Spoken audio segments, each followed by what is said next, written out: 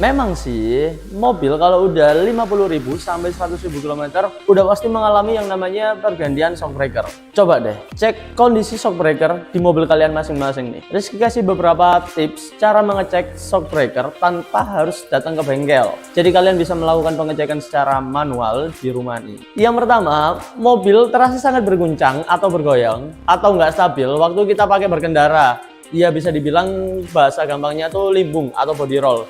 Nah, Rizky ini pernah jelasin soal tips-tips mengurangi body roll pada mobil. Yang kedua, itu ada kebocoran oli di tabung shock breaker. Nah, cara ngeceknya gimana ya? Kalian tinggal cek aja nih, kalian lihat di tabung shock breaker kalian tuh ada kayak semacam rembesan yang bikin tabung shocknya basah. Kalian bisa pegang pakai tangan, nanti kalian bisa rasain ini oli atau cuman bekas air. Nah, yang ketiga nih ada suara berdecit atau ada suara berisik waktu kalian ngelewatin jalan yang merusak nih di area kaki-kaki. Itu bisa jadi salah satu tanda kalau shock breaker kalian udah mulai lemah. Dan yang keempat, adanya keausan ban yang tidak merata. Jadi kalau misalkan suspensi atau shock breaker kalian udah ada mulai yang lemah atau bocor, cek kondisi permukaan kerataan ban kalian. Bisa jadi itu salah satu tandanya nih.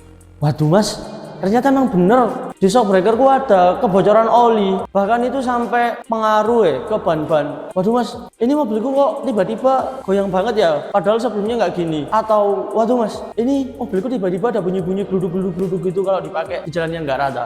Tenang dulu.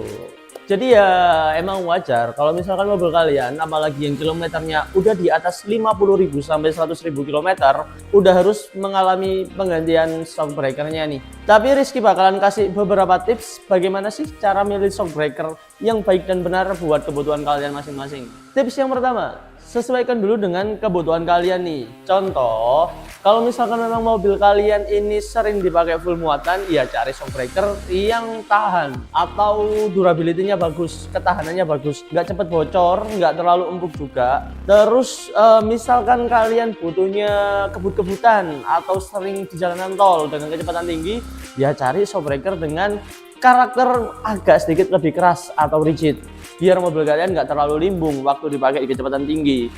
Misal untuk trayek atau rute berkendara kalian nih jalanannya cukup ekstrim, ya banyak lubangnya, makadam, lewatin jalanan yang naik turun dan nggak rata. Nah kalian wajib banget cari shock breaker dengan durability yang tahan nih, atau mungkin ya bisa dibilang shock breaker yang semi off-road. Nah itu biasanya jauh lebih tahan kalau dipakai di medan-medan jalan yang lumayan cukup ekstrim. Yang kedua, cari merek yang udah punya nama nih, jangan yang asal-asalan atau jangan yang abal-abal.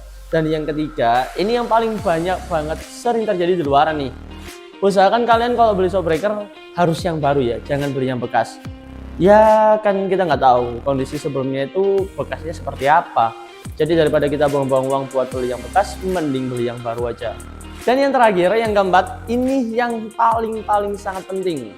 Ya lebih penting daripada 3 poin yang di atas tadi, yaitu sesuaikan dengan budget kalian. Jadi belum tentu shock breaker yang berkualitas itu harus berharga tinggi, dan juga belum tentu yang harganya murah nggak berkualitas dan nggak enak dipakai. Rizky bakalan sebutin beberapa tips atau merek cara menentukan budget kalian dalam penggantian shock breakernya nih. Oke, jadi Rizky bakalan mulai dari yang low budget dulu nih, dengan start harga ya 1,5 juta sampai 4 jutaan lah.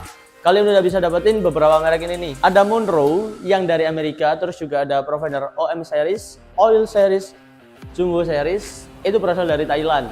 Dengan karakteristik yang berbeda-beda, jadi nanti kalian tinggal menyesuaikan aja butuhnya yang mana, langsung aja diambil. Nah perbedaannya apa nih dari 4 merek yang tadi Rizky sebutin? Kalau kalian nggak suka yang macam-macam atau kepingin yang OM aja, kalian bisa pakai Monroe atau Provider OM series nih untuk penggunaan dalam kota dan nggak bawa beban yang terbilang cukup berat atau medannya cukup terbilang ekstrim.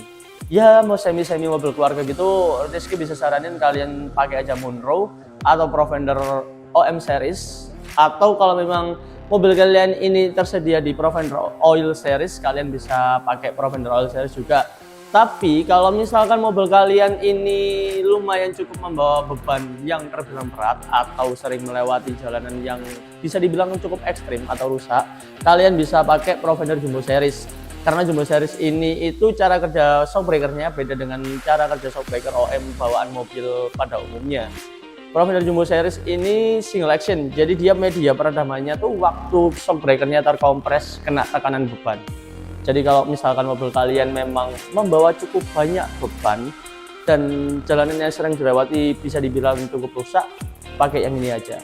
Nah yang kedua itu ada middle budget dengan start harga yang 6 jutaan lah, sampai mentok tuh di angka 9,5 juta. Itu ada Profender Basic Series, Profender Premium Series, ada YSS DG Plus, ada YSS Series, dan juga ada T-In, Endura Pro dan Endura Pro Plus, dimana asal dari semua merek ini Rizky sebutin satu persatu. Profender Basic Series dan Profender Premium Series itu berasal dari Thailand. YSS DDG Plus dan YSS Series juga sama, berasal dari Thailand. Nah, T-In untuk yang Endura Pro dan Endura Pro Plus itu berasal dari Jepang. Cuman pabrik pembuatannya udah dibikin di Cina. Nah, kalau kita masuk ke fiturnya nih, dimana yang middle budget ini untuk upgrade performa suspensi. Kenapa bisa dibilang kayak gitu? Karena nih kalian bisa lihat sendiri di bagian depan ada settingan kayak yang tadi Rizky bilang. Ini bisa kita mainin untuk ribbon shockbreakernya. Terus loh, ini kok ada juga yang nggak ada settingannya? Ya karena mereka monotup, jadi mereka media peredamannya itu pakai campuran gas nitrogen. Shockbreaker monotup kayak gini nih, kayak Profender Premium Series dan YSS Series ini cocok banget buat durability. Jadi kalau misalkan di low budget ada Profender Jumbo Series, di middle budget ada Profender Premium Series dan YSS Series. Cocok banget buat penggunaan kalau medan kalian tuh cukup bisa dibilang ekstrim, atau kalau kalian sering bawa beban yang lumayan berat. Jadi Rizky saranin kalian ambilnya yang Profender Premium Series atau YSS Series. Kalau misalkan cuman penggunaan harian aja nih, ya buat keluarga, liburan dan lain segala macam, kalian bisa pakai yang Profender Basic Series atau YSS DG Plus, atau juga kalian bisa pakai T-In Endura Pro dan T-In Endura Pro Plus. Kalau mau ada settingan untuk ribbon keras empuk, bisa setting clicker, kalian pakai yang Endura Pro Plus. Oh ya, nanti kabarnya nih bakalan ada Profender Basic Series tapi yang versi lower. Jadi dudukan setirnya nih lebih pendek, cocok buat teman-teman yang mau nyeperin mobil. Tanggal rilisnya kapan ya ditunggu aja. Oke, jadi tadi Rizky udah bahas kalau kalian mau ganti shockbreaker dari yang low budget sampai ke yang middle budget, pilihannya udah Rizky sebutin tadi seperti yang ada di depan ini. Tinggal kalian tentukan mau yang mana, kalian cocoknya pakai yang mana, dan sesuaiin dengan kebutuhan kalian masing-masing, dan sesuaikan juga dengan budget kalian masing-masing nih. Loh mas, terus kalau yang budgetnya banyak atau high, ya ada juga sih. Nih di belakang nih mau dibahas sekalian. Ya nantilah ya, next video kita bakalan bahas yang high budget. Yang pasti ya super nyaman sih. Harganya aja mahal, masa nggak nyaman?